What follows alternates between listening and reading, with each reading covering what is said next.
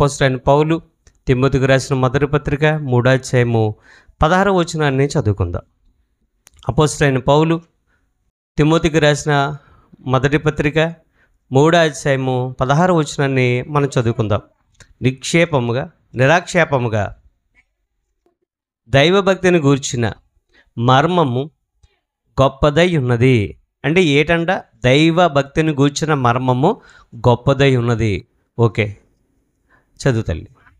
ఆయన సశరీరుడిగా ప్రత్యక్షుడయ్యను, ఆత్మ విషయమున నీతిపరుడని తీర్పు నొందెను, దేవదూతలకు కనబడెను, రక్షకుడని జనములలో ప్రకటింపబడెను, లోకమందు నమ్మబడెను, ఆరోహణుడే తేజోమయుడెను.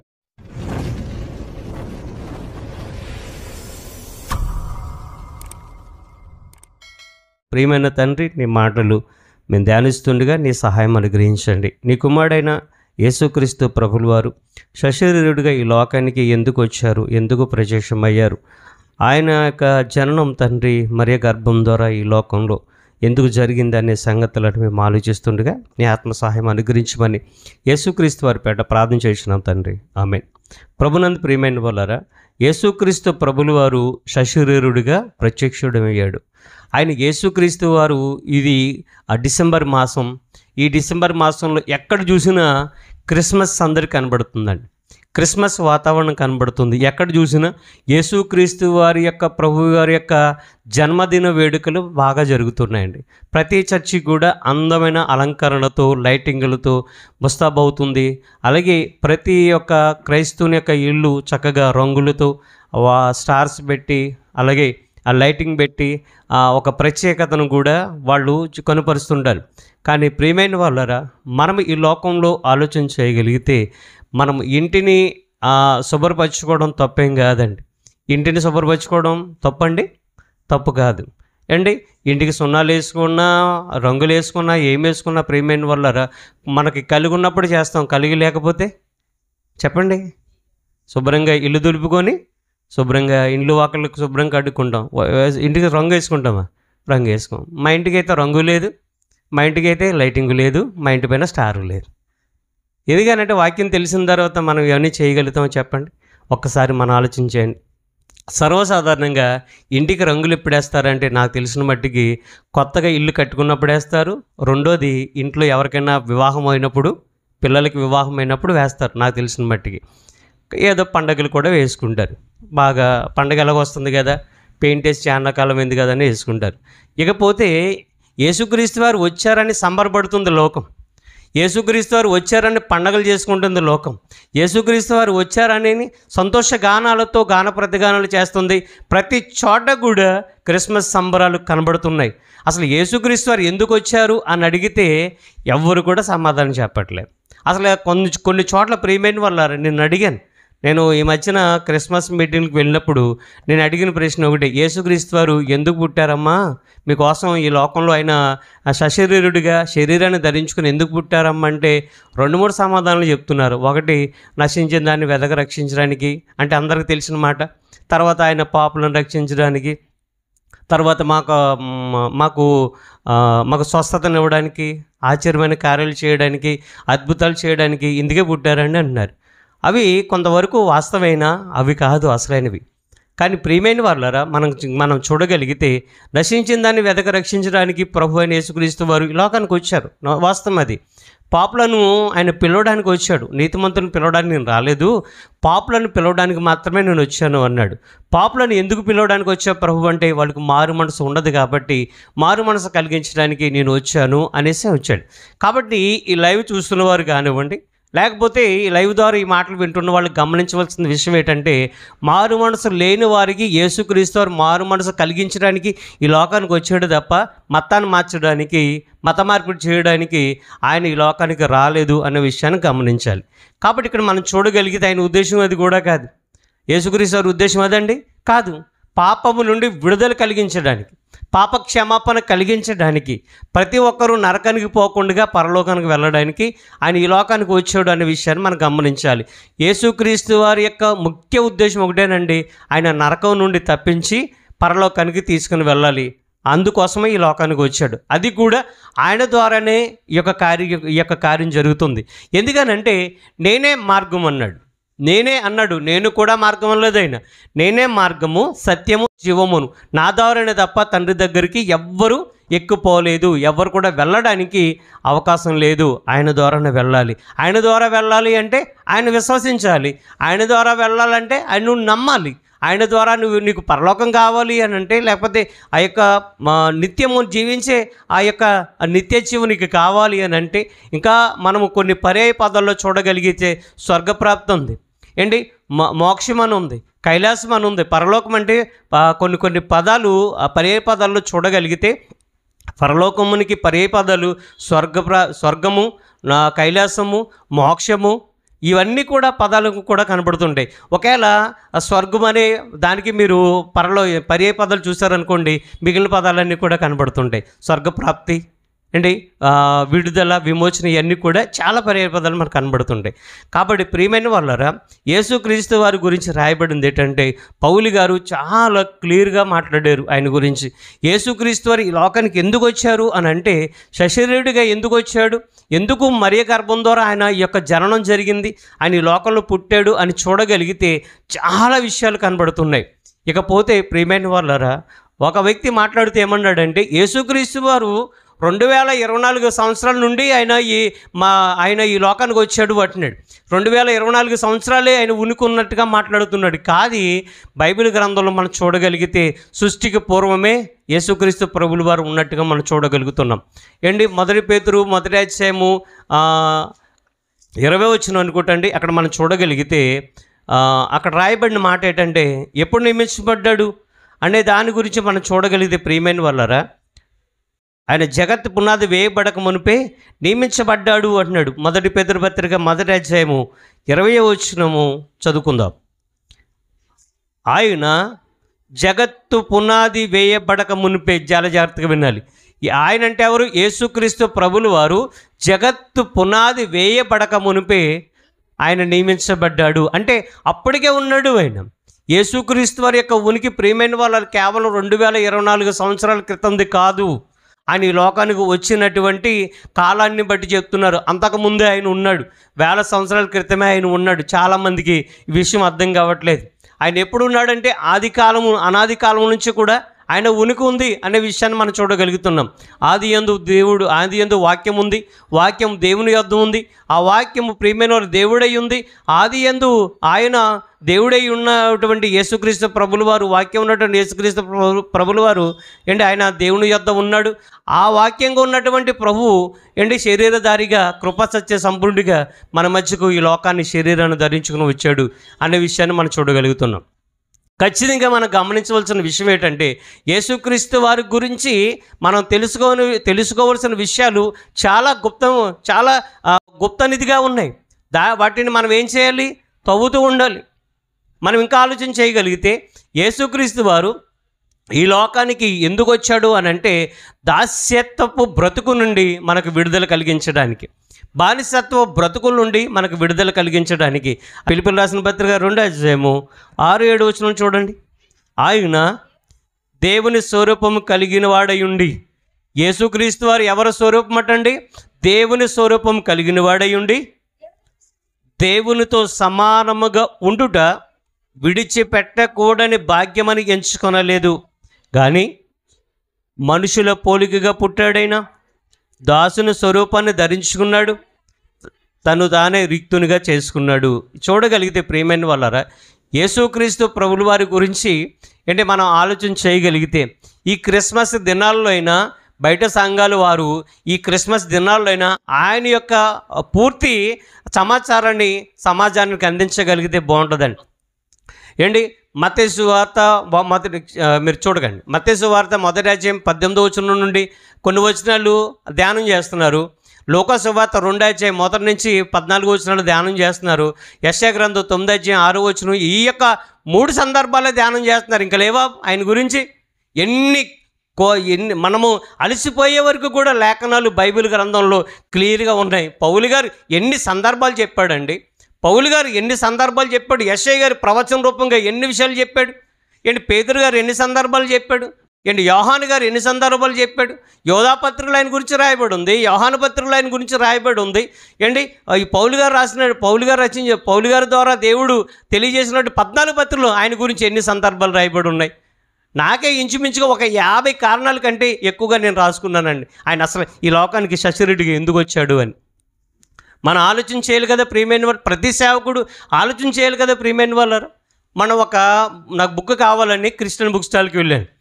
ఎమ్మాన్యుయల్ క్రిస్టియన్ బుక్ స్టాల్కి వెళితే అక్కడ క్రిస్మస్ సందేశ మాలిక అని బుక్ ఉంది. ఏంటని తీరా చూస్తే క్రిస్మస్ ప్రసంగాలు ఉన్నాయి, ప్రింట్ అయిపోయి ఉన్నాయి, క్రిస్మస్కి సంబంధించిన ప్రసంగాలు అన్నీ ఉన్నాయి అందులో. అంటే ఆ బుక్ కొనుక్కున్నారు చాలామంది, ఆ బుక్లు అయిపోతున్నాయండి. ఒక ఆయన అంటున్నారు, నేను అన్నాను పలానా వ్యక్తి రాసినటువంటి నాకు బుక్ కావాలని అంటే ఒక సావకులు అన్నారు, అంటే క్రిస్మస్కి సంబంధించిన ప్రసంగాలు బుక్ వచ్చినాయా, బైబిల్ తీరా మీరు, బైబిల్ ధ్యానించరా మీరు, ఎవరో ఒక బుక్ రాశారని ఆ బుక్ తీసుకొని ఇంకా ఆ దంచుగొడ్డుడిగా ప్రసంగాలు చేసాడమేనా? ఒక్కసారి ఆలోచించాలి కదా ప్రియమైన వాళ్ళారా. బద్ధకస్తులు అవుతున్నారండి సేవకులు ఈరోజు, బద్ధకస్తులు ప్రియమైన వారు. బైబిల్ తెరవకుండా ఎవరో రాసినటువంటి పుస్తకాలు చూసి ఈరోజు పోనీ ఒకవేళ అవి కూడా వాక్యాలే, అవి కూడా చెప్పొద్దని అనట్లేదు. మరి మీ మట్టుకు మీరు ఏం చేస్తున్నారు చెప్పండి, ప్రియమైన వాళ్ళారా. కాబట్టి ఒకసారి మన ఆలోచన చేయాలి. అందుకనే మీరు కూడా బైబిల్ చదవండి, బాగా బైబిల్ చదవండి. ఇక్కడ సేవకుడు ఏం చెప్తున్నాడో గుడ్డిగా నమ్మడానికి వీల్లేదు ప్రియమైన వాళ్ళారా. మీ ఆత్మను రక్షించుకోవడానికి అది మీ పనే. మీ ఆత్మలను పరలోకానికి నడిపించే పని మా పని అయినప్పటికీ కూడా మీ ఆత్మలను పరలోకానికి నడిపించుకునే పని అది మీ మీద కూడా ఆధారపడి ఉంది. ఎలాగ వెళ్ళాలో మార్గాన్ని మాత్రమే చెప్తాం, ఎలా బ్రతకాలో వాక్యాన్ని మాత్రమే చెప్తాం. మీ ఆత్మను మేము పరలోకానికి మేము తీసుకెళ్ళాలి. ఎందుకనంటే మీరు దేవుని కొరకు ఎలా బ్రతుకుతున్నారో అది మీ మీదే ఆధారపడి ఉంటుంది, మీ యొక్క వ్యక్తిగత జీవితం మీద ఆధారపడి ఉంటుంది. ఒకసారి మీరు ఆలోచన చేయండి. కాబట్టి ప్రియ సహోదరులారా, ఈరోజు మనం ఆలోచన చేయగలిగితే యేసుక్రీస్తు వారు పుట్టారని ఆ యొక్క గొర్రెల కాపరులు, ఆ జ్ఞానుల వేషాలు ఇంకా పోవట్లేదని క్రైస్తవంలో గమనించాలి. ఇంకా ఆలోచన చేయగలిగితే క్రైస్తవ్యంలో అవి ఇంకా పోవట్లేదు. ఎందుకనంటే అవి మనం చెప్పచ్చు, కానీ అవే హైలైట్స్ అవుతున్నాయి. ఈ రోజున యేసుక్రీస్తు వారు పుట్టినప్పుడు స్టార్ వెలిసింది. ఓకే, అది ఎందుకు వెలిసిందో చాలామందికి తెలియదు. ఏంటి, యేసుక్రీస్తు వారు పుట్టినప్పుడు జ్ఞానులు వచ్చారు. ఎందుకు వచ్చారు, ఎక్కడి నుంచి వచ్చారు, వాళ్ళ ప్రయాస ఏంటి, వాళ్ళు వచ్చిన తర్వాత ఏం చేశారు అనేది కూడా ఈ రోజున నామకార్థంగా మాట్లాడుకుని వెళ్ళిపోతున్నారు. యేసుక్రీస్తు వారు వచ్చినప్పుడు గొర్రెల కాపర్లు వచ్చారు, ఆయన ఆరాధించారు, వెళ్ళిపోయారు. ఏంటి ఇవేనా? ఇంత అసలు యేసుక్రీస్తు వారు ఎందుకు వచ్చారు అంటే ఈ రోజున తలపట్టుకొని ఈ రోజున భారంతో బాధ్యతతో వాక్యం చెప్పవలసిన సేవకుడు ఈరోజు కేవలం పండగను ప్రియమైన వాళ్ళరా, ఈరోజు క్రిస్మస్ పండగను ప్రియమైన వాళ్ళరా లాభాపేక్షకు మాత్రమే ఈ రోజున సంఘాలలో జరిపించుకుంటున్నారు తప్ప ఆత్మలను పరలోకం నడిపించాలనే ఆలోచన ఏ సేవకుల్లో కూడా కనబడట్లేదు. కాబట్టి ఇక్కడ మనం చూడగలిగితే యేసుక్రీస్తు ప్రభుల వారు ఈ లోకంలో చూడగలిగితే ఆయన మనుషుల పోలికగా పుట్టాడటండి, దాసుని స్వరూపం ధరించుకున్నాడంట. ఆయన తను రిక్తునిగా చేసుకున్నాడంటే ప్రియమైన వాళ్ళారు, తను రిక్తునిగా చేసుకున్నాడంట. దాసుడి కంటే ఇంకా తక్కువ స్థాయి ఉంటుందండి? దాసుడు అన్న బానిసుడు అన్న ఒకటే కదా ఏంటి, దాసుడు అన్న బానిస అన్న ఒకటే ఏంటి. దాస్యత్వం నుండి విడుదల కలిగించడానికి ప్రియమైన వాళ్ళరా ఆయన దాసుడిగా ఆయన దాసుని స్వరూపాన్ని ధరించుకున్నాడు. ఎటువంటి పరిస్థితుల్లో ఉన్నాడైనా, ఎటువంటి స్టేటస్లో ఉన్నాడైనా, ఎటువంటి స్థితిలో ఉన్నాడైనా ఆ రోజున చూడండి, ఆ రోజున రాయబడి ఉంది ఆయన దేవుని స్వరూపం కలిగిన వాడు. యేసుక్రీస్తు వారు ఎవరు స్వరూపం అటండి? సాక్షాత్తు దేవుని స్వరూపం కలిగిన వాడు. తర్వాత దేవునితో సమానంగా ఉండే స్థితిలో ఉన్నాడైన. దేవునితో ఎటువంటి స్థితిలో ఉన్నాడండి? సమానంగా ఉండే స్థితిలో ఉన్నటువంటి ఆ మహానుభావుడు, ఆ త్యాగమూర్తి, ఆ కరుణామయుడు, ఆ యొక్క ప్రేమమయుడు ఈ రోజున మన కోసం, నా కోసం, మీ అందరి కోసం ఏంటి ఆయన తనను తాన్ని తగ్గించుకొని ఏంటి దాసుని స్వరూపం ధరించుకున్నాడు, రిక్తునిగా చేసుకున్నాడు అని అంటే ఎంతకంటే తగ్గించుకునే వాళ్ళు ఎవరు కనబడతారు చెప్పండి. కాబట్టి ప్రియమైన వాళ్ళరా మనం చూడగలిగితే మనం కూడా బానిసత్వంలో ఉన్నాం, మనం కూడా దాసులుగానే ఉన్నాం. ఎవరికి బానిసలుగా ఉన్నాము, ఎవరికి దాసులుగా ఉన్నామంటే అపవాది యొక్క కబంధ అస్త్రముల క్రింద మనం దాసులై ఉన్నాము. ఆ పాపం అనే సంఖ్యలలో మనం ఇంకా బంధింపబడి ఉన్నాము, పాపానికి బానిసలుగా ఉన్నాము. పాపం నుండి బానిసత్వాన్ని విడిపించడానికి ఆయన ప్రియమైన వాళ్ళరా దాసుని స్వరూపం ధరించుకున్నాడు అనే విషయాన్ని మీరు గమనించాలి. యేసుక్రీస్తు శరీరుడికి ఎందుకు వచ్చాడంటే నీ బానిసత్వం బ్రతుకు నుండి విడుదల కలిగించడానికి, నీ యొక్క దాస్యత్వం నుండి విడుదల కలిగించడానికి ఆయన పాప శరీరాకారంతో ఈ లోకానికి వచ్చాడు అనే విషయాన్ని మనం చూడగలుగుతున్నాం. రెండోదిగా చూడగలిగితే ప్రియమైన వాళ్ళరా ఆయన ఎందుకు వచ్చాడు ఈ లోకానికి, ఆయన సశరీరుడిగా ఎందుకు వచ్చాడు అని అంటే కొరింథీయులకు రాసిన 2వ పత్రిక 5వ అధ్యాయము 21వ వచనం మనం చదువుకుందాం. కొరింథీయులకు రాసిన 2వ పత్రిక 5వ అధ్యాయము 21వ వచనాన్ని మనం చదువుకుందాం. ఆఖరి వచనం, ఎందుకనగా మనము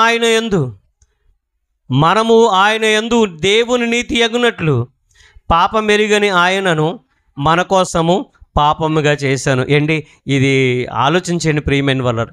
ఏంటి ఇటువంటి స్థితిని ప్రియమైన వాళ్ళరా ఎవరైనా స్వీకరిస్తారా చెప్పండి? ఏంటి ఇటువంటి స్థితిని ఎవరైనా స్వీకరిస్తారా అని అంటే నీ కోసం ఆయన స్వీకరించాడు. అంటే నేను ఎంతగా ప్రేమించాడో ఈ వచనం ద్వారా కనబడుతుంది.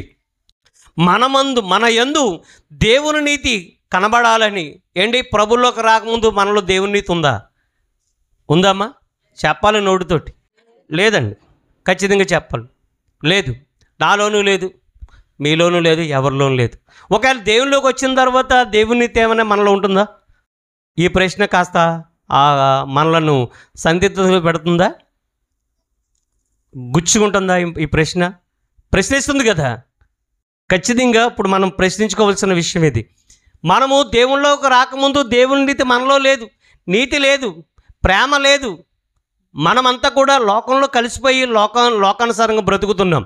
ఓకే, దేవుని నమ్ముకున్న తర్వాత, క్రీస్తుని అంగీకరించిన తర్వాత ఓ ప్రత్యేకమైన జీవితం జీవిస్తున్నప్పుడు ఇప్పుడు మనం వేసుకునవలసిన ప్రశ్న ఏంటంటే అప్పుడు ఎవరికీ లేదు, ఇప్పుడు ఉందా దేవుని నీతి?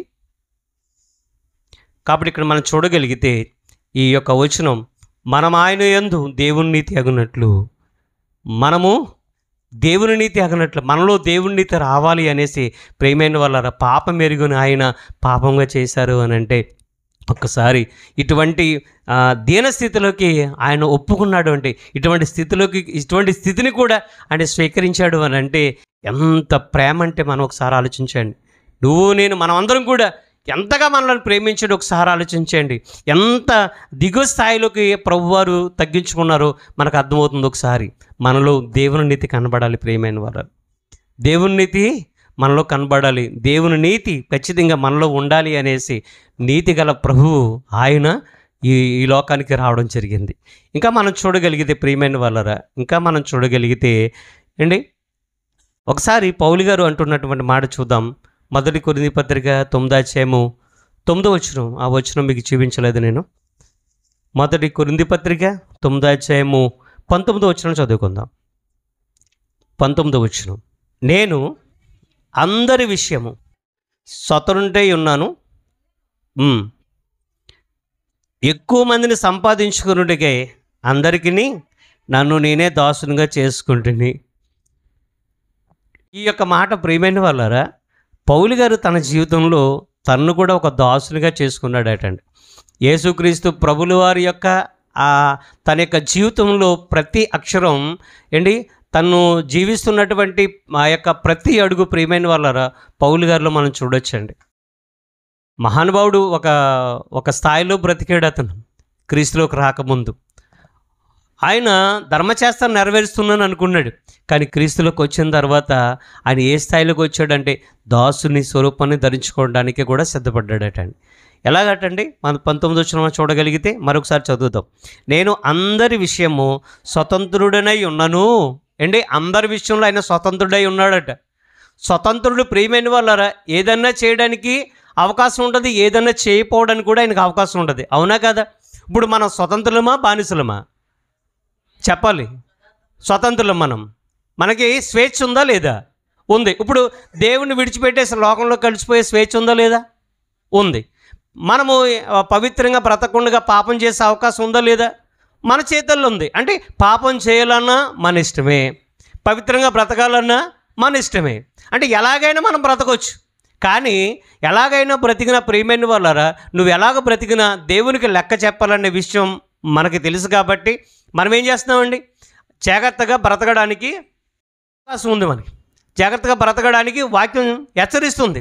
కాబట్టి మనం చూడగలిగితే ఈయనేమంటున్నాడు, నేను అందరి విషయము స్వతంత్రుడై ఉన్నను, ఎక్కువ మందిని సంపాదించుకున్నట్టుకై అందరికీ నన్ను నేనే దాసునిగా చేసుకున్నాడట.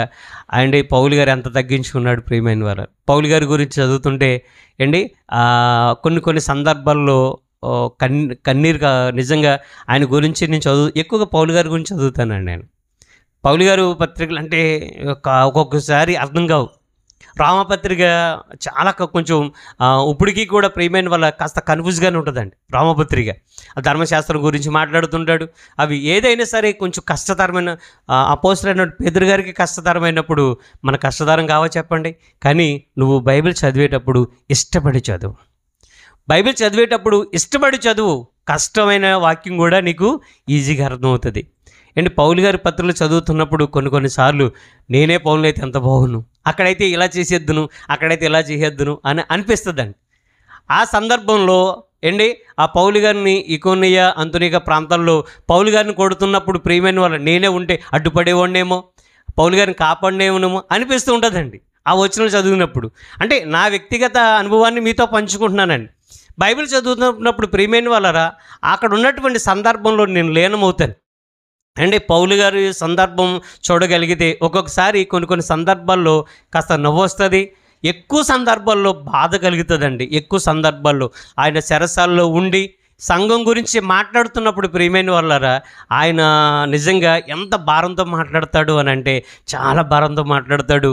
ఆ వచనాలు చదువుతున్నప్పుడు ఖచ్చితంగా మనకి కళ్ళంట నీళ్ళు వస్తాయి. మీరు చదివితే మీకు అనుభవం ఉంటుంది. నేను చదువుతున్నాను కాబట్టి అనుభవాన్ని నేను అనుభవిస్తున్నాను కాబట్టి మీతో పంచుకుంటున్నానండి. బైబిల్ అంటే ప్రియమైన వాళ్ళ కేవలం ఏదో అందరి పుస్తకాలు ఉన్నట్టుగా, అన్ని గ్రంథాలు ఉన్నట్టుగా ఆ యొక్క దానికి ఒక ప్రత్యేకత ఉంది. అన్ని గ్రంథాలు లాంటిది కాదు, అన్ని పుస్తకాలు లాంటిది కాదు, ఒక ప్రత్యేకమైన పుస్తకం అది. ప్రపంచంలో నెంబర్ 1 బుక్ ఏదైనా ఉందంటే నా దృష్టిలో బైబిల్ అండి. నేను ఇది బహిరంగంగా కూడా నేను ఒప్పుకోగలుగుతాను. నేను కూడా నా వాట్సాప్లో కూడా అదే పెట్టానండి. ఎవరు వాట్సాప్లో కూడా ఆ కింద ఉండదు, నేను అదే పెట్టాను. చాలామంది అడుగుతారు ఇలా పెట్టడానికి కారణం ఏంటండి అడుగుతారు. కొంతమంది అన్యులు అడుగుతారండి ఏంటంటే ఇలా పెట్టారని అంటే నా దృష్టిలో అదే నెంబర్ 1 బుక్ అండి. చాలు కదండి, ఆ సాక్ష్యం సరిపోద్ది కదా. అలాగే సువార్త కూడా ప్రకటించిన వాళ్ళని అవుతాం కదా. కాబట్టి ఆలోచన చేయండి. అపోస్తలుడైన పౌలు గారు ఎక్కువ మందిని సంపాదించుకోవడానికి ఆయన ఏం చేశాడంట, దాసుడిగా మారిపోయాడటండి. మరి మనం ఏం చేయాలి? మాట అంటే పడని పరిస్థితి, మాట అంటే గిట్టని పరిస్థితి. ఒక్కసారి ఆలోచించేయండి. మా కోపతాపాలు, పగా ప్రతీకారాలు క్రైస్తవ్యంలో పంచే ప్రియమైన వాళ్ళరా, ఎప్పటికప్పుడు కూడా మనం ఏం చేయాలి? తగ్గించుకుంటూ ఉండాలి. ప్రభు తగ్గించుకున్నాడు కదా నీకోసం. ఆయన ఎటువంటి స్థితిలో ఉన్నాడండి? ఎటువంటి స్థితిలో ఉన్నాడు? దేవునితో సమానముగా ఉండే స్థితిలో ఉన్నాడు ఆయన. అటువంటి ఉన్నతమైన స్థితి నుండి మన కోసం, నీ కోసం, నా కోసం దాసుని స్వరూపం ధరించుకున్నాడు అని అంటే, పాపం మెరుగుని ఆయన పాపంగా చేయబడ్డాడు అని అంటే, నీ కోసం అంతా తగ్గించుకున్నప్పుడు నువ్వు ఒక అడుగు వేయడంలో తప్పేం చెప్పండి? ఆయనకంటే ఎక్కువ కాదు కదా ప్రియమైన వాళ్ళారు. యేసుక్రీస్తు ప్రభులు వారు ఎందుకు వచ్చారు అని అంటే, ఎందుకు దాసుని స్వరూపం ధరించుకున్నాడంటే అందరినీ కూడా ఆయన కాపాడడానికి, అందరిని సంపాదించుకోవడానికి. పౌలు గారు కూడా అదే అన్నారు, అందరిని సంపాదించుకోవడానికి. మీరు కూడా అనేక మందిని సంపాదించుకోండి ప్రియమైన వాళ్ళ. ఈ లోకంలో ఎప్పుడు ఉంటామో తెలీదు, ఎప్పుడు ఈ లోకాన్ని విడిచిపెడతామో తెలీదు. వెళ్ళిపోతూ కొంతమందిని మీరు సంపాదించుకోండి. ప్రియమైన వాళ్ళ. ఈ వారంలో గత వారంలో దేవుడు చేసిన మేలని తెలుసా అండి? మా నాన్నగారికి సోమవారం అర్ధరాత్రి సమయంలో ఆయాసం వచ్చిందండి. ఎక్కువగా వచ్చిందనేసి మా అమ్మగారు మాకు తెల్లవారి వరకు చెప్పలేదు ఆ విషయాన్ని. తెల్లవారిన తర్వాత ఒక ఎమర్జెన్సీ హాస్పిటల్కి తీసుకెళ్ళిన తర్వాత ప్రియమైన వాళ్ళరా, ఎమర్జెన్సీ తీసుకుని వెళితే ట్రీట్మెంట్ జరుగుతున్నప్పుడు స్ట్రోక్ వచ్చిందండి. స్ట్రోక్ వస్తే ఇమ్మీడియట్లీగా డాక్టర్ గారు, మేడం గారు ఏం చేస్తారు అని అంటే, బొల్లే నుంచి ఒక డాక్టర్ గారిని తీసుకొచ్చిన తర్వాత చెకప్ చేస్తే అర్జెంట్గా జాయిన్ చేయమన్నారు. తీసుకుని వెళ్ళాం. ఒకసారి ఆలోచించండి ప్రియమైన వాళ్ళారు. అంటే ట్రీట్మెంట్ జరుగుతున్నప్పుడు వచ్చింది కాబట్టి మేము మేల్కొన్నాం. అదే ట్రీట్మెంట్ జరగకుండా జరిగితే పరిస్థితి అని చెప్పండి. ఒక్కసారి ఆలోచించండి ప్రియమైన వాళ్ళారా. ఏంటి ఈరోజు బ్రతికింపబడ్డాడు, రేపు అన్న రోజున ఈ లోకాన్ని విడిచి వెళతాడు ఆయన. ఉంటారా ఆయన? మా నాన్నగారు ఉంటారా? నేను ఉంటానా? మీరు ఉంటారా? ఉండవండి. మనం వెళ్ళిపోతూ ప్రభు ప్రేమను మీరు పంచండి, ప్రభు సాక్షిగా బ్రతకండి. కాస్త ఒక మంచి పేరు ప్రభులో మీరు ఈ లోకంలో కలిగి ఉండండి. మనం వెళ్ళిపోయిన తర్వాత 4 మాటలు మన గురించి మాట్లాడుకోవడానికి కాస్త మనము దేవునిలో గొప్పగా బ్రతకండి ప్రియమైన. అదే నేను కోరుకునేది. కాబట్టి మీరు ఆలోచించండి, నలుగురిని సంపాదించుకోనండి. నలుగురిని సంపాదించుకోవడంలో ప్రేమను పంచండి ప్రియమైన వాళ్ళ. మనకున్నది కాస్త పంచండి ప్రియమైన వాళ్ళ. ఆలోచించండి, యేసుక్రీస్తు వారు ఈ లోకానికి ఎందుకు వచ్చారు, శశరీరుడికి ఎందుకు వచ్చారంటే ఆయన మన యొక్క బానిసత్వం నుండి, దాస్యత్వం నుండి విడిపించడానికి. రెండోదిగా మనం చూడగలిగితే దేవుని నీతి మనలో కనబడడానికి. మూడోదిగా మనం చూడగలిగితే కల్తీ రాసిన పత్రిక 3వ అధ్యాయము 13వ వచనం మనం చదువుకుందాం. 3వ అధ్యాయం 13వ వచనం కల్తీ. ఆత్మను గూర్చిన వాగ్దానము విశ్వాసం వలన మనకు లభించినట్లు అబ్రహాము పొందిన ఆశీర్వచనము క్రీస్తు యేసు ద్వారా అన్యజనులకు కలుగుటకై క్రీస్తు మన కోసము శాపమై మనలను ధర్మశాస్త్రం యొక్క శాపము నుండి విడిపించను అని మాట చూస్తున్నాం. ఏంటి ఇక్కడ ఒక మంచి సందర్భం కూడా రాయబడి ఉంది. ఆత్మను గూర్చిన వాగ్దానము విశ్వాసం వలన మనకు లభిస్తుందండి. ఏంటి రెండోది ఏంటండి, అబ్రహాము పొందిన ఆశీర్వచనము. అబ్రహాము ఆశీర్వచనం పొందాడు. ఏంటి అబ్రహాం పొందిన ఆశీర్వచనం చెప్పండి? అని సంతానమును ఇసుక రేణు వల్ల చేస్తాను, ఒకటి. రెండోది చెప్పండి తల్లి, కరెక్ట్ మీరు చెప్పింది. ఆయన యొక్క సంతానాన్ని ఇసుక రేణు వల్లే చేస్తానన్నారు. రెండోది విశ్వాసులకు తండ్రిగా ఉన్నాడు, ప్రతి వంశము నీ గర్భం నుండి వస్తుంది అన్నాడు. నీ గర్భవాసం నుండి ప్రతి వంశం కూడా వస్తుంది అన్నాడు. అందులో రాజులు ఉన్నారు, యాజకులు ఉన్నారు, ఏంటి లేవీలు ఉన్నారు. ప్రతి గోత్రం కూడా ప్రియమైన వాళ్ళరా అబ్రహాము గర్భవాసం నుండి వస్తుంది అనేసి దేవుడు చెప్పాడంటే ఎంత గొప్పగా అంటే ఆశీర్వచనం ఏమిటో చెప్పండి. కాబట్టి ప్రియమైన వాళ్ళరా అబ్రహాము కుమారుడు ఇస్సాకు కుమారుడు యాకోబుకి 12 మంది కుమారులు, ఒక కుమార్తె. అందులో లేవి ఉన్నాడు.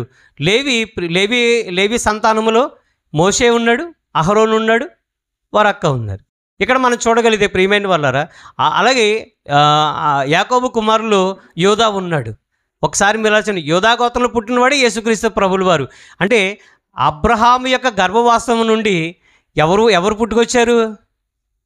యేసుక్రీస్తు వారు పుట్టుకొచ్చారు. అంతకన్నా గొప్ప భాగ్యం ఉంది చెప్పండి.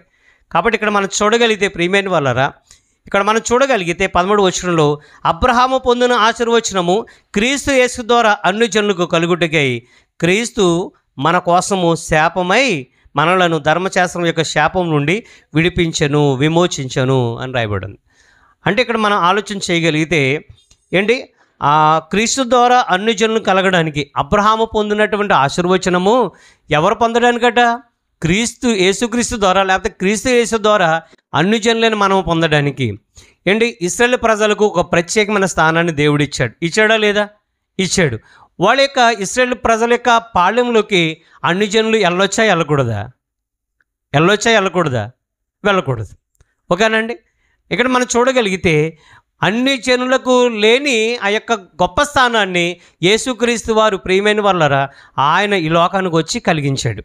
ఏంటి, యేసుక్రీస్తు వారు చనిపోయినప్పుడు దేవాలయపు తెర పైనుండి కిందకి ఏమైంది? 2గా చినిగిపోయింది. అంటే అందరినీ, అన్ని జనులను అలాగే ఇశ్రాయేలు ప్రజలను ఒకటే అని చెప్పడానికి ప్రియమైన వాళ్ళారా యేసుక్రీస్తు వారి యొక్క ఆయన మరణం ద్వారా ప్రియమైన వాళ్ళారా సమస్త జనులను ఆ తండ్రి యొక్క పాద సన్నిధికి తీసుకురావడానికి ఆయన చేసిన గొప్ప కార్యం అంతకంటే ఏముంది చెప్పండి. యేసుక్రీస్తు వారు మరణించడానికి ముందు మన పరిస్థితి ఏంటి తెలుసా? యేసుక్రీస్తు వారు మరణించడానికి ముందు మన యొక్క పరిస్థితి ఏంటో చూడగలిగితే రోమాపత్రిక 5వ అధ్యాయము 6 నుంచి కొన్ని వచనాలు చదువుకుందాం. రోమపత్రిక 5వ అధ్యాయము 6 నుంచి కొన్ని వచనాలు. ఏలయనగా 6వ వచనం నుంచి ఏలయనగా మనం ఇంకా బలహీనులమై ఉండగా క్రీస్తు యుక్తకాలమున భక్తిహీనుల కొరకు చనిపోయాను. అంటే మనం ఇంకా బలహీనులమై ఉండగా, అంటే పాపంలో ప్రియమైన పాపం చేయడానికి చాలా బలహీనులండి. ఇప్పుడు పాపం చేయడానికి ప్రియమైన వాళ్ళారా, ఇప్పుడు పాపం చేయడానికి మనం ఏం చేస్తాం? ఆలోచిస్తామా లేదా? ఆలోచిస్తాము. అప్పుడు లోకంలో ఉన్నప్పుడు పాపం చేయడానికి ఆలోచిస్తామా? ఆలోచించం ప్రియమైన వాళ్ళారా. ఇప్పుడు మనము దేవుళ్ళు ఉన్నాం కాబట్టి ఆలోచిస్తాం. పాపం చేయొచ్చా చేయకూడదండి ఖచ్చితంగా ఆలోచన చేస్తాం. ఆలోచించాలా చేయకూడదని నిర్ణయించుకోవాలా? అమ్మా, పాపం చేయడానికి అవకాశం వచ్చింది ఏంటి, అప్పుడు మనం ఆలోచించాలా, చేయొచ్చా చేయకూడదని ఆలోచించాలా, చేయకూడదు అని అక్కడి నుంచి వచ్చేయాలా? అమ్మా, చేయకూడదని వచ్చేయాలి అంతే, ఇంకా ఆలోచించడానికి ఏం లేదు ఏంటి. ఏది గొప్ప విషయం, లేకపోతే ఏది మంచిది ఏది చెడుదు అనే విషయాన్ని ఆలోచించడానికి దేవుడు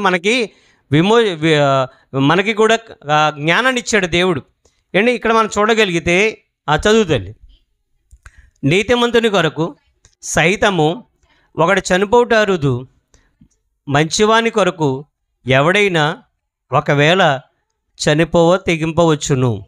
అయితే దేవుడు మన ఎడల తన ప్రేమను వెల్లడిపరుచుచున్నాడు. ఎలాగ అంటే, మనం ఇంకను పాపలమై ఉండగానే క్రీస్తు మన కొరకు చనిపోయాను. కాబట్టి ప్రియమైన వాళ్ళారా, ఇక్కడ మనము ఇంకొక వచనాన్ని మనం చూద్దాము. 10వ వచనం చూడండి. యేసుక్రీస్తు వారు చనిపోవడానికి ముందు అన్యులమైన మన యొక్క పరిస్థితి ఎలాగుందో, ఎలాగనగా శత్రులమై ఉండగా. ఎవరికి శత్రులు అండి మనం? అమ్మా, మనం ఎవరికి శత్రులము? మన శత్రులమా? చెప్పాలి.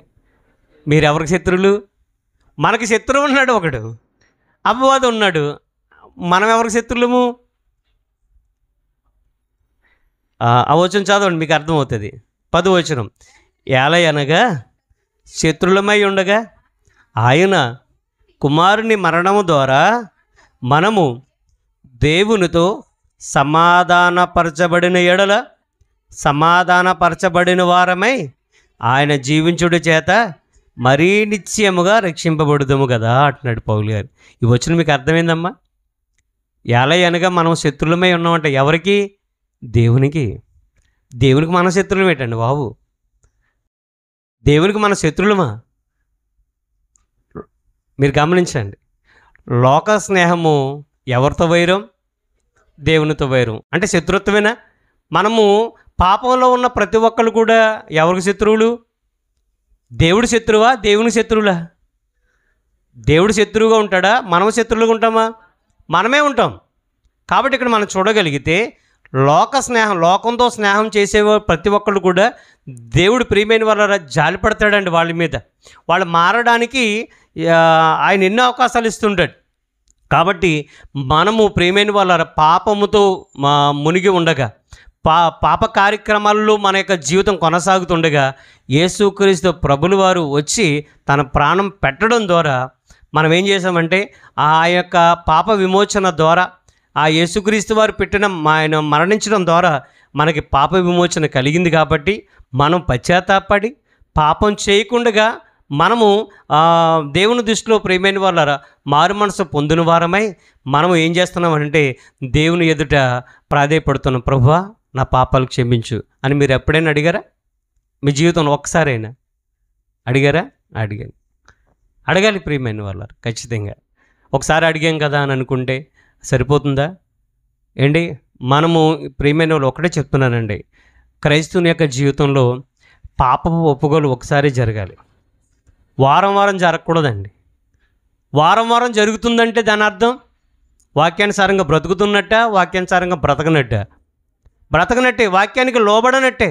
వారం వారం కాదు ప్రియమైన వాళ్ళ, ఒక్కసారి జరగాలి. మరలా పాపం వైపు మీ మనసు పోకూడదు, మీ దృష్టి పోకూడదు, మీరు ఆ వైపు మీ అడుగులు పడకూడదు. దేవుడు కోరుకున్నది అదే.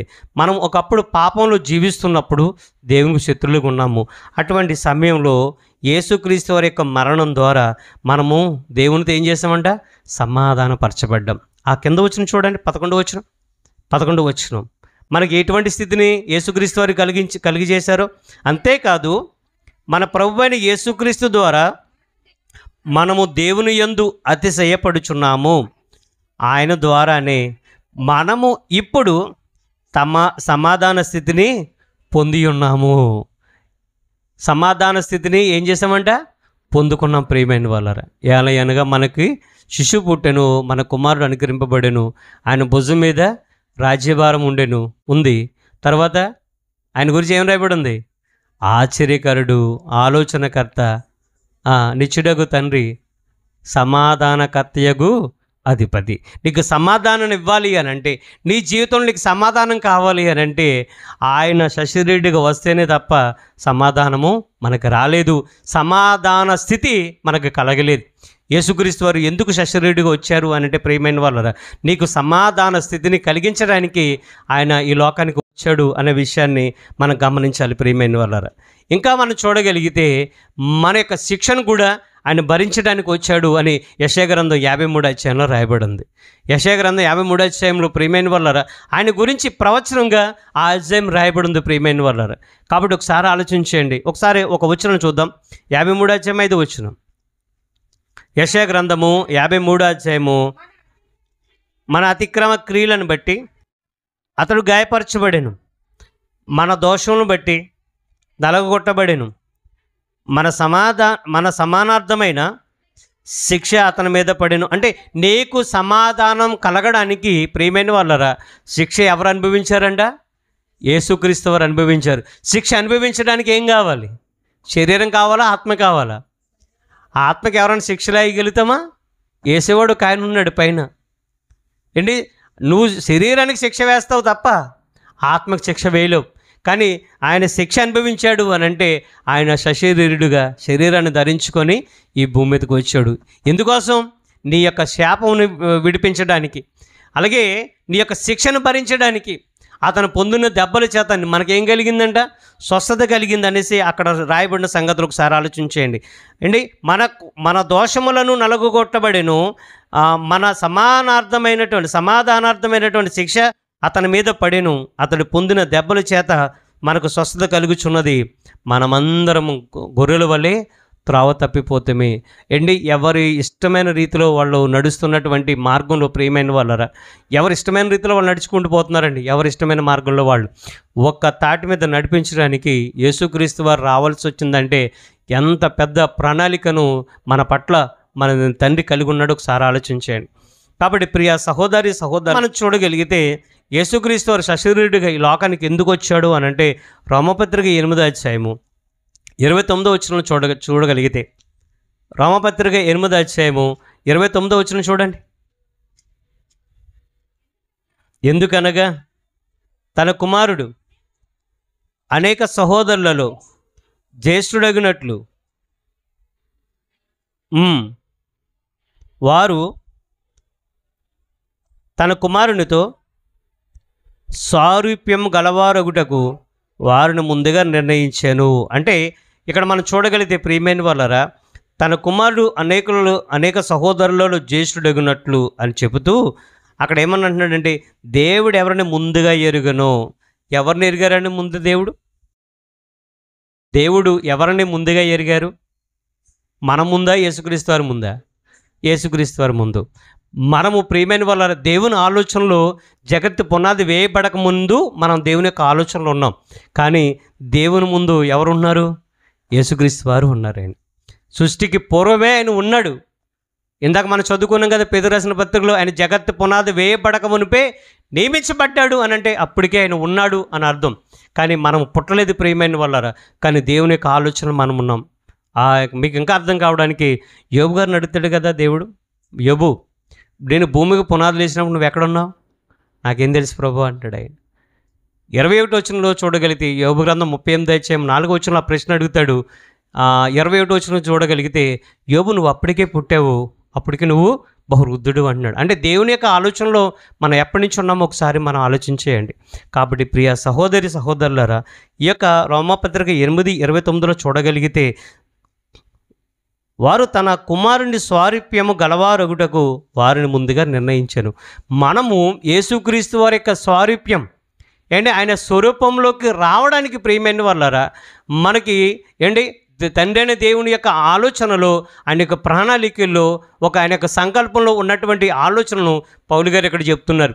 యేసుక్రీస్తు వారి యొక్క స్వారూప్యం మనకి ఎప్పుడు వచ్చిందండి? అమ్మా, యేసుక్రీస్తు వారి స్వారూప్యం మీకు ఉందా లేదా? ఉందా లేదా? ఉందో లేదో అసలు స్వారూప్యం అంటే ఏంటో అని అంటున్నారా? ఆయన పోలిక ప్రియమైన వాళ్ళారా, ఆయన యొక్క గుణగానాలు ప్రియమైన వాళ్ళారా. యేసుక్రీస్తు వారి యొక్క వ్యక్తిత్వం ప్రియమైన వాళ్ళ మనలో ఏముండాలి తెలుసా అండి? యేసుక్రీస్తు వారి ఆలోచన నీ ఆలోచన అయి ఉండాలి. అందుకని పౌలు గారు ఒక మంచి మాట మాట్లాడు, క్రీస్తు యేసునకు కలిగిన ఈ మనసు మీరు ధరించండి. ఆయనకి ఏ మనసు ఉందో మీకు అదే మనసు ఉండాలి. అప్పుడే మనము నిజంగా క్రీస్తుని అంగీకరించిన వాళ్ళం అవుతాం. ఆయన కోపం ఉందా? లేదు. మనకెందుకు వస్తుంది? ఒకసారి ఆలోచించండి. ఆయన కోపం లేదు, ఆయనకి పగ లేదు, ప్రతీకారం లేదు, జాలి ఉందండి, ప్రేమ ఉంది, కరుణ ఉంది, తగ్గించుకునే మనసు ఉంది. ఏంటి ఎప్పుడు కూడా పరసంబంధమైన ఆలోచన ఆయన కలిగి ఉన్నాడు. ఈ భూమి మీద ఉన్నంతకాలం ప్రియమైన వాళ్ళని బ్రతికినంతకాలము ఆయన ఎలా బ్రతికాడో తెలుసా? బ్రతికినంతకాలం ఆయన ఎలా బ్రతికాడో తెలుసా అండి? ఆయన ఈ భూమి మీద ప్రియమైన వాళ్ళరా ఎప్పుడు నా తండ్రి దగ్గరికి వెళ్ళిపోవాలన్నట్టుగా బ్రతికాడు. ఎప్పుడు తండ్రి దగ్గరికి వెళ్ళిపోవాలి అన్నట్టుగానే ఆయన బ్రతికాడు, అన్నట్టుగానే ఆయన జీవించాడు. కానీ భూమి మీద ఉండిపోవాలని ఎప్పుడు ఆలోచన ఆయనకి లేదు. కానీ మన ఆలోచన పరలోకానికి వెళ్ళాలని నాకు తెలియక అడుగుతాను, మిమ్మల్ని అడుగుతున్నాను. ఈరోజు నిన్న మీరు ఆలోచించలేదు, కానీ ఈరోజు నేను పరలోకం ఎలాగెళ్ళాలి, ఏం చేస్తే పరలోకం వెళ్తానని ఆలోచన చేశారా? మీరు ఆలోచన కలిగిందా?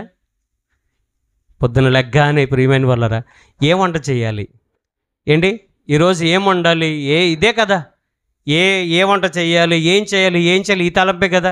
మరి లేచిన తర్వాత ప్రియమైన వాళ్ళ ప్రభువా నేను పరలోకం వెళ్ళాలంటే ఈరోజు నేనేం చేయాలి అనే ఆలోచన మీకు ఏమైనా కలుగుతుందో ఒకసారి ఆలోచించండి.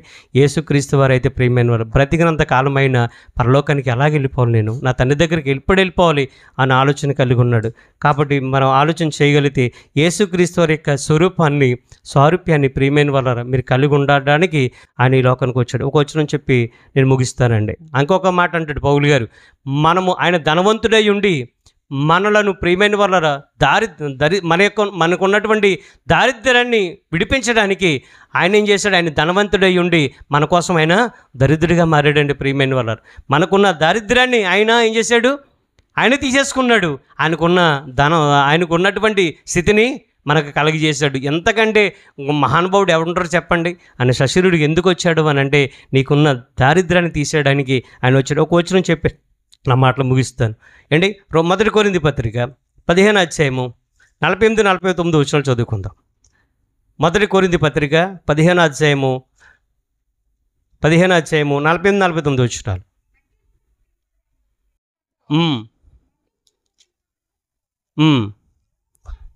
పరలోక సంబంధి ఎట్టివాడో పరలోక సంబంధులను అట్టివారే, మరియు మనము మట్టి నుండి పుట్టిన వాని పోలికను ధరించిన ప్రకారము పరలోక సంబంధి పోలికయు ధరింతుము.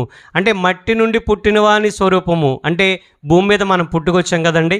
మన పుట్టుకొస్తే ఇప్పుడు నేను పుట్టానండి, నేను నా పోలికల్లో నాకున్న పోలికలు కొన్ని మా నాన్నగారి ఉంటాయి, మా అమ్మగారి ఉంటాయి, లేకపోతే మా మేనతల పోలికలు ఉంటాయి అండి. అలాగే ఈ భూ సంబంధమైన పోలికలు నీకు ఎలాగైతే ఉన్నాయో పరలోక సంబంధి పోలికలు కూడా నీకు ఉండాలి అంటున్నాడు. ఆ యొక్క పోలికలు నీలో రావడానికి పరలోకంలో నుండి ప్రభువు, ఈలో ఆత్మరూపిగా ఉన్నటువంటి ప్రభువు ఈ లోకంలో ఆయన ఏం చేశాడంటే సశరీరుడిగా శరీరం ధరించుకొని ఈ భూమికి రావడం జరిగింది. అపవాదికులను లయపరచడానికి వచ్చాడు ఆయన. ఎన్ని మాటలు చెప్పాలి తెలుసండి. మనము ఆయన ద్వారా జీవించాలి అనేసి ఆయన మన కొరకు ఈ భూమి మీద ప్రాణం పెట్టాడు. ఎందుకు పెట్టాడు అంటే మనం ఆయనతో కలిసి జీవించాలని. ఎన్ని మంచి ఆలోచనలు ఉన్నాయి చెప్పండి. ఇలాగ యేసుక్రీస్తు వారి గురించి మాట్లాడితే ఎన్నో ఆలోచనలు ఉన్నాయి. కాబట్టి ప్రియ సహోదరులారే ఎందుకు శశిరెడ్డిగా వచ్చాడంటే ఇప్పుడు చెప్పిన కారణాలు కొన్ని, ఇంకా చాలా కారణాలు ఉన్నాయి. దేవుని చిత్తం అయితే మరలా మాట్లాడుకుందాం. దేవుని యొక్క కృపలో మీ అందరికీ ఆయన కృప తోడుగా నడిపించాలని కోరుతున్నాను. నా మాటలు ముగిస్తున్నాను.